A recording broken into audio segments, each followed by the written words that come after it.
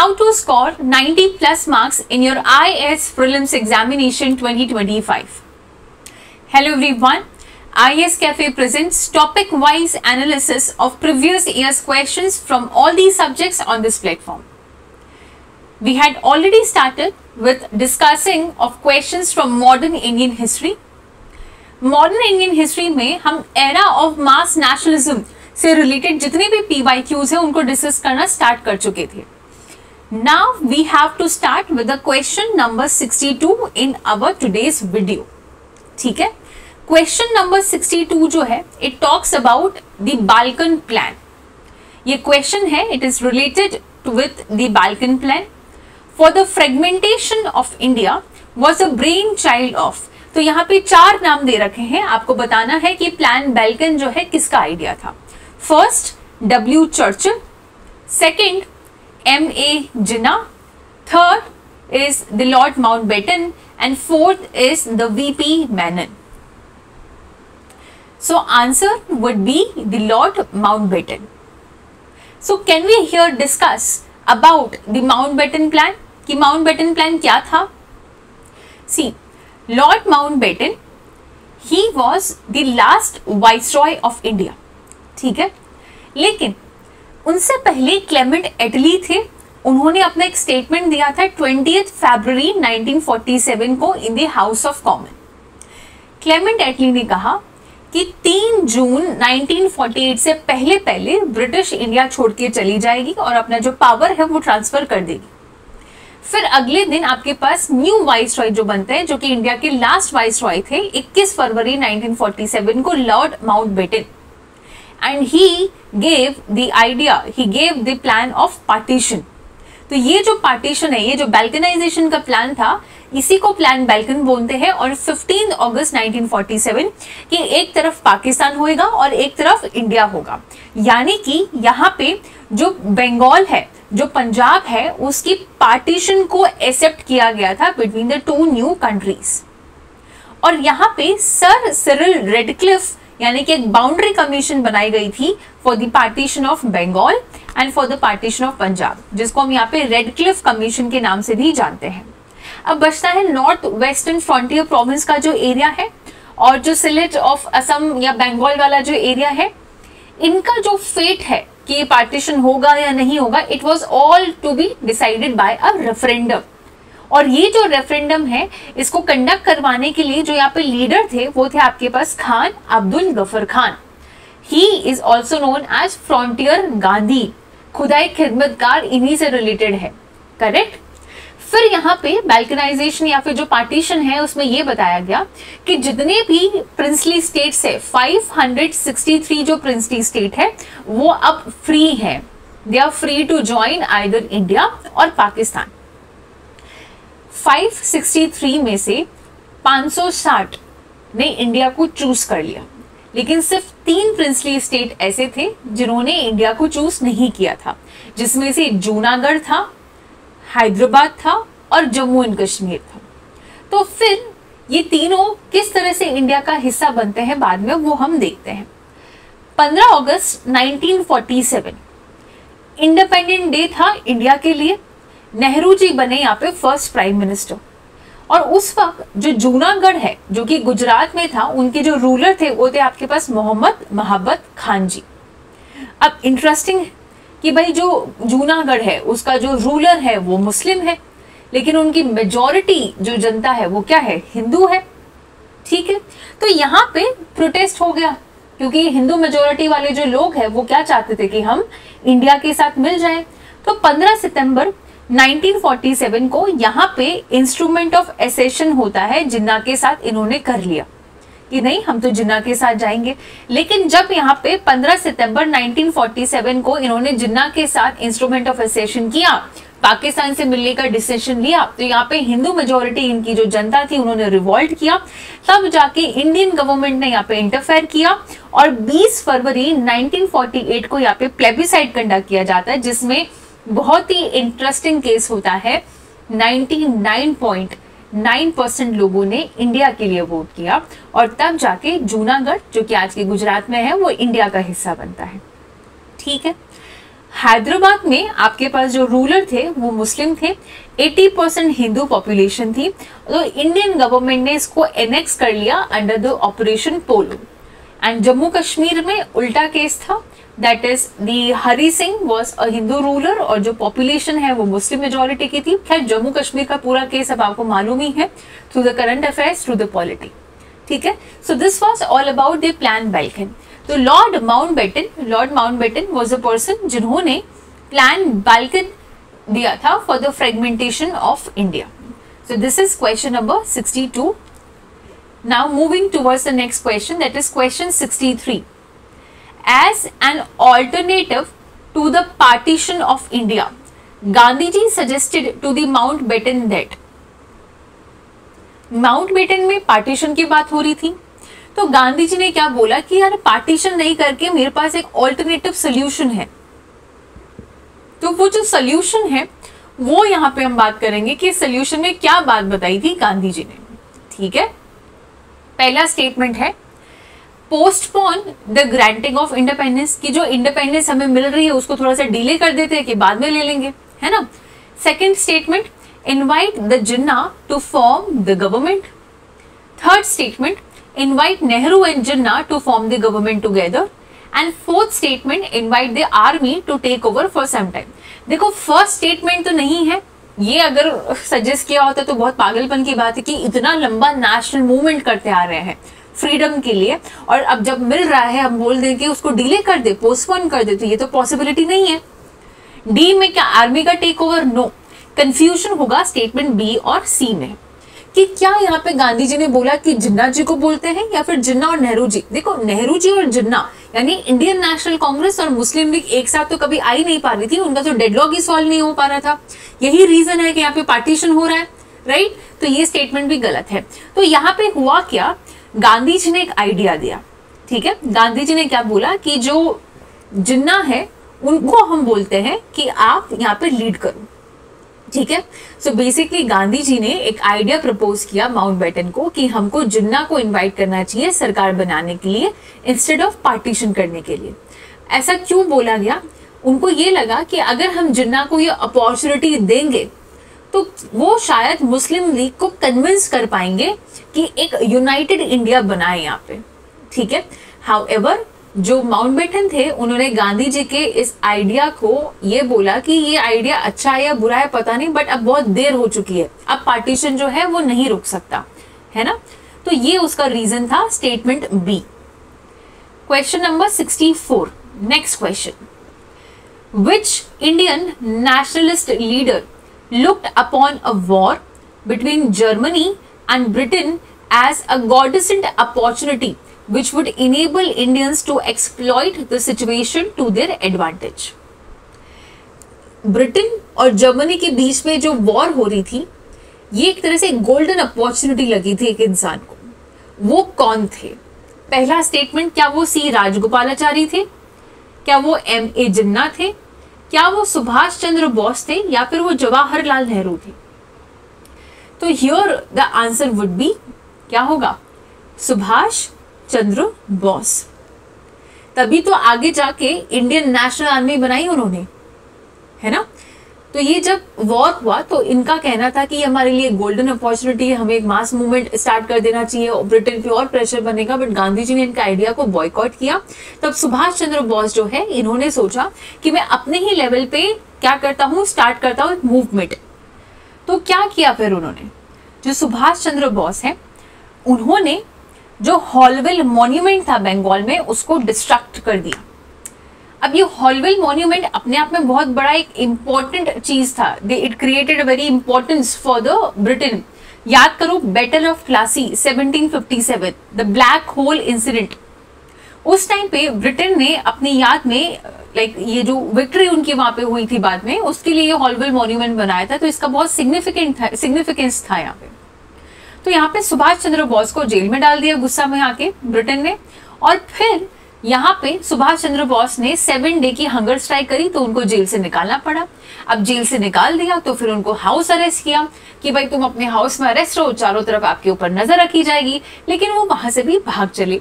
अब जब वो वहां से भागे वो वहां को पहुंचे जर्मनी।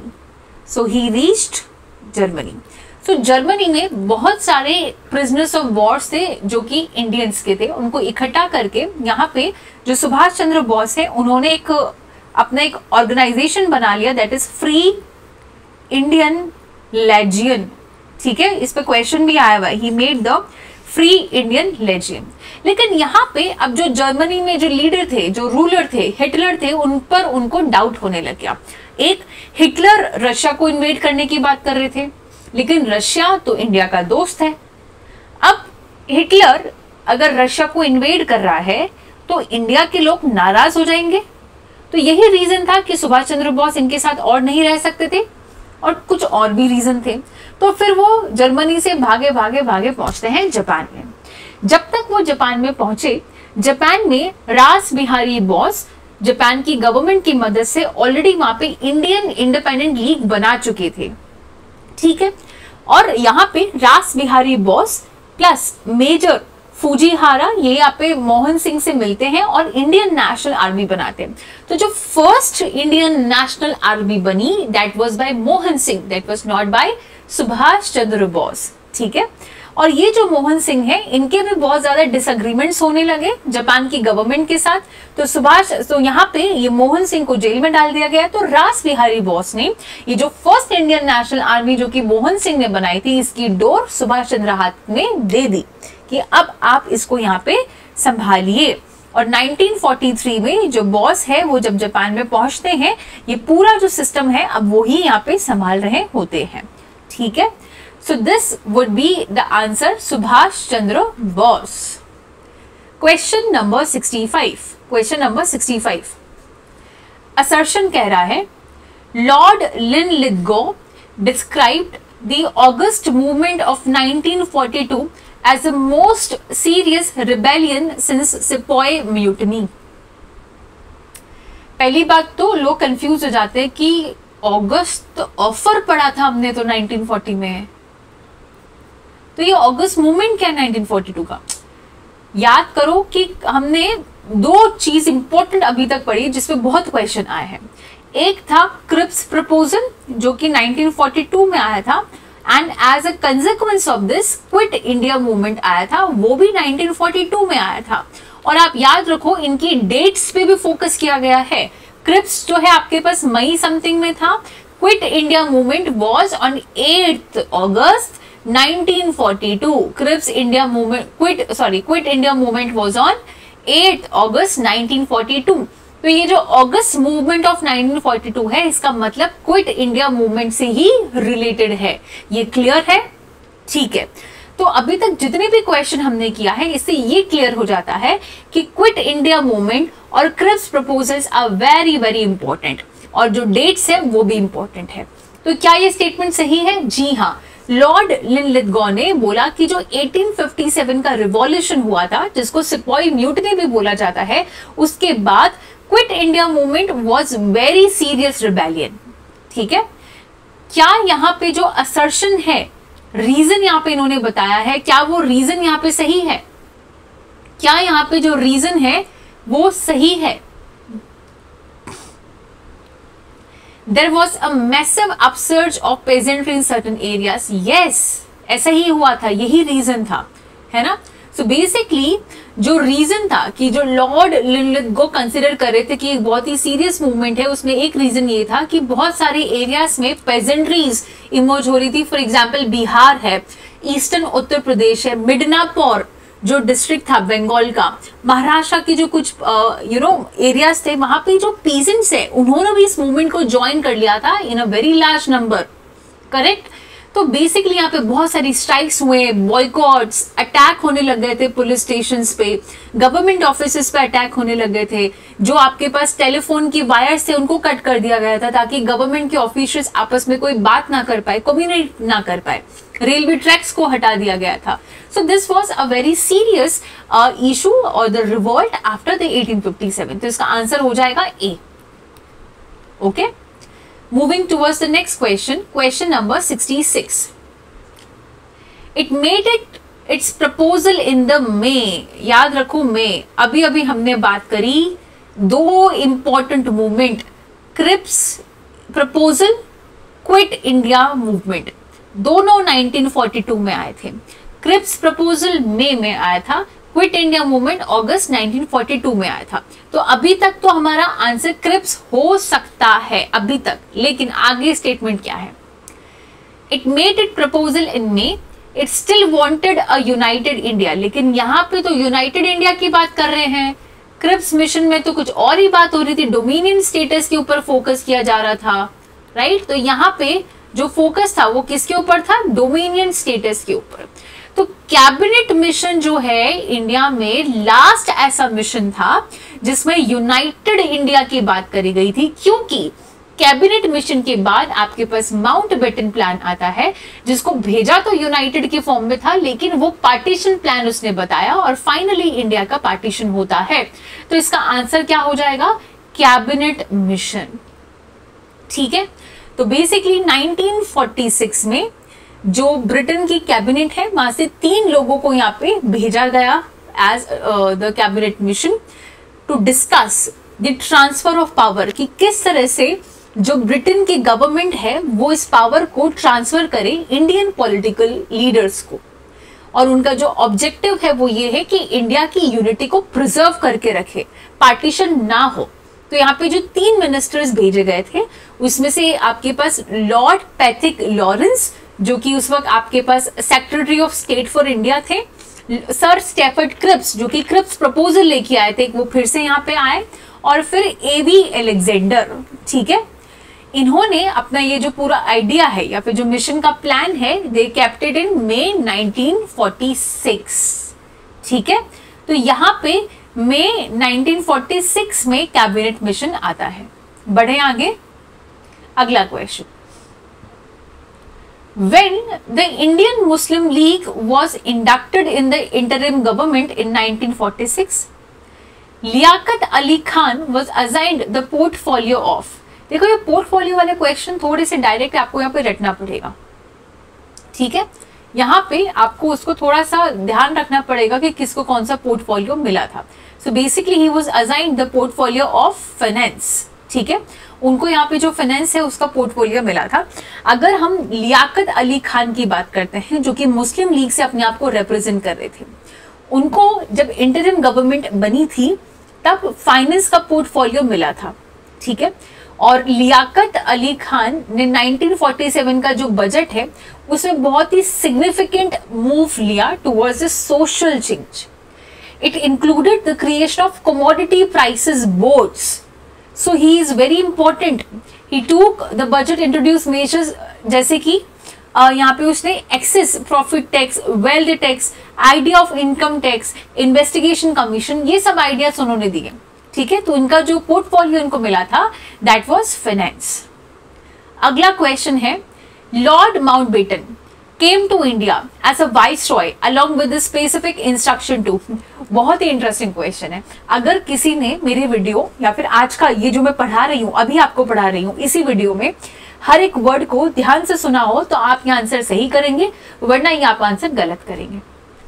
यहाँ पे पूछा है, Lord Mountbatten came to India as a viceroy along with a specific instruction to balkanize the Indian subcontinent, या फिर keep India united if possible, या accept the Jinnah's demand for Pakistan, या फिर persuade the Congress to accept the partition। अब सबने बोला कि भाई माउंटबेटन है तो वो बाल्कनाइजेशन लेके आया, तो ये आंसर होना चाहिए ए। नहीं, इस पे आप चांद सितारे स्टार मार्क कर लीजिए, इट इज वेरी इंपॉर्टेंट। हमने क्या बोला? कैबिनेट मिशन आखिरी ऐसा मिशन था which talked about the unity of India. उसके बाद आता है माउंटबेटन प्लान, जिसने पार्टीशन का आइडिया दिया, बाल्कनाइजेशन का दिया। लेकिन जब लॉर्ड माउंटबेटन को एज अ वाइसरॉय इंडिया में भेजा गया, he was instructed by the Britain government कि आपको अपनी पूरी कोशिश करनी है to form a united India, लेकिन वो नहीं हो पाया। तब उन्होंने बाल्कनाइजेशन का जो प्लान है वो दिया। सो बेसिकली जो स्पेसिफिक इंस्ट्रक्शन उनको मिले थे that was related to the united India if possible. तो क्वेश्चन नंबर 68 का आंसर हो जाएगा बी, है ना। Instructions were given of United India, but the Mountbatten plan was of the balkanization. Next, question number 69. बढ़े आगे, question number 69. Question number 69, the Indian national Congress agreed in 1947 to the partition of the country mainly because, शुरू से कह रही है हमें partition नहीं करेंगे, डेडलॉक तो इसी बेसिस पे था, तो क्यों आखिरी में मान गई थी? देखो 2-3 रीजन थे। एक, वो बोल रही थी कि दंगे फसाद करने से बेटर है, इनको चाहिए अलग पाकिस्तान तो आप कर लीजिए, और कुछ ब्यूरोक्रेट्स की जो एक्टिविटीज है वो होल्ड पे ना रहे, it's good for the India, it's good for the whole country कि वो कंटिन्यू रहे। सीधी सी बात है, यही रीजन थे, है ना। तो पहला स्टेटमेंट क्या बोल रहा है? The principle of two nation theory was then acceptable to them, ऐसा नहीं है। It was impose by the British government, नहीं। They wanted to avoid the large scale communal riots, yes, वो नहीं चाहते थे कि और ज्यादा दंगे फसाद हो, चुपचाप इनको चाहिए पाकिस्तान तो ले लो, खुश रहो, मौज करो, ठीक है। बढ़ते हैं अगले सवाल की तरफ। Question number 70, What is the correct sequence of the following event? पहला है अगस्त ऑफर, क्या मैं यहाँ पे 1940 लिख दूं? Quit India, my writing 1940, quit India movement, क्या मैं यहाँ पे अगस्त 1942 लिख दूं? अब बचता है INA ट्रायल या फिर रॉयल इंडियन नेवल रेटिंग, ठीक है। अब इसको हम डिटेल में बात करते हैं कि यहाँ पे कब कब कौन से इवेंट होते हैं। पहला हम माने के यहाँ पे अगस्त ऑफर को पहले हम बात कर लेते हैं। पहला यहाँ पे आंसर ए टिक कर लीजिए आप, यही है। सबसे पहले अगस्त ऑफर आया था, फिर क्विट इंडिया मूवमेंट आया था 42 के अंदर, फिर आपके पास INA के ट्रायल्स हुए थे, यानी कि सुभाष चंद्र बोस वाला केस एक्चुअली हम डिस्कस कर चुके, there is no need to discuss it about again and again. और फिर यहाँ पे रॉयल इंडियन नेवल रेटिंग का जो रिवॉल्ट है वो हुआ था। क्या कहते हो, डिस्कस करें? शुड वी डिस्कस इट फिर से? ठीक है, अगस्त ऑफर 1940, सबसे पहले इसको डिस्कस करते हैं, है ना। तो this is your August offer 1940। हुआ क्या, यहाँ पे कांग्रेस ने एक रिजोल्यूशन पास किया। थोड़ा सा बैकग्राउंड में चलते हैं। Lord Linlithgow, he declared that India will fight in the World War II alongside the Britain without asking the Indians. But उससे काफी नाराजगी हुई, सारी कांग्रेस मिनिस्ट्रीज ने यहाँ पे रिजाइन कर दिया। अब रिजाइन करने के बाद कांग्रेस बोली अब क्या करें, तो यहाँ पे एक रिजोल्यूशन पास किया और यहाँ पे ब्रिटिश गवर्नमेंट को बोला कि अगर if you provisional government is setup at the centre तो हम वर्ल्ड वॉर 2 में आपका पार्टिसिपेशन करेंगे। लेकिन यहाँ पे इस रिजोल्यूशन की धज्जियां उड़ा दी गई और जो ब्रिटेन गवर्नमेंट है वो अपने ही हिसाब से एक यहाँ पे अगस्त ऑफर या अगस्त डिक्लेरेशन लेके आती है in form of a white paper. इसके अंदर इन्होंने बात करी थी ऑफ द कॉन्स्टिट्यूएंट असेंबली बनाने की। सो ये पहली बार for the first time it happened that right of Indians to frame the constitution was recognised. और यहाँ पे जो एग्जीक्यूटिव की जो काउंसिल मेंबर्स होते हैं उसमें इंडियंस का जो नंबर है उसको बढ़ाने की बात करी गई थी। फिर यहाँ पे वॉर एडवाइजरी काउंसिल बनाने की बात करी गई थी और वीटो पावर देने की बात करी गई थी माइनॉरिटीज को लेके, ठीक है। और बाकी ये तीनों चीज हम कर चुके हैं। So August offer was not discussed, हमने ये किया। Now question number 71, consider the following statement. The non cooperation movement led to the Congress becoming a mass movement for the first time, growth of Hindu-Muslim unity, removal of fear of British might from the mind of the people, British government's willingness to grant political concessions to the Indians। देखो इसको तो हाँ हटा दो, British government पे कुछ भी फर्क नहीं पड़ा था, ठीक है। So here what happened that it was not something जिसमें ब्रिटिश गवर्नमेंट को यहाँ पे कुछ फर्क यहाँ पे पड़ा था, वो अपने ही उसमें लगी हुई थी। बाकी तीनों स्टेटमेंट यहाँ पे करेक्ट है कि यहाँ पे एक मास मूवमेंट था, हिंदू मुस्लिम की यूनिटी देखी गई और ब्रिटिश का जो डर था इनके दिमाग से वो चला गया था। अब आगे आपके पास क्वेश्चन नंबर 72 से लेके 77 तक 5-6 क्वेश्चन और बचते हैं, उसको हम अगले वीडियो में करते हैं ताकि ये वीडियो लंबा ना हो, ठीक है। आज के लिए इतना ही था। प्लीज आप हमारे चैनल को सब्सक्राइब कर सकते हैं and just communicate with us through the comment section or liking our videos. Tell us the feedback, tell us how you want it to go, right? So that we will have a easier way to deal with this question answer session. Okay, thank you so much.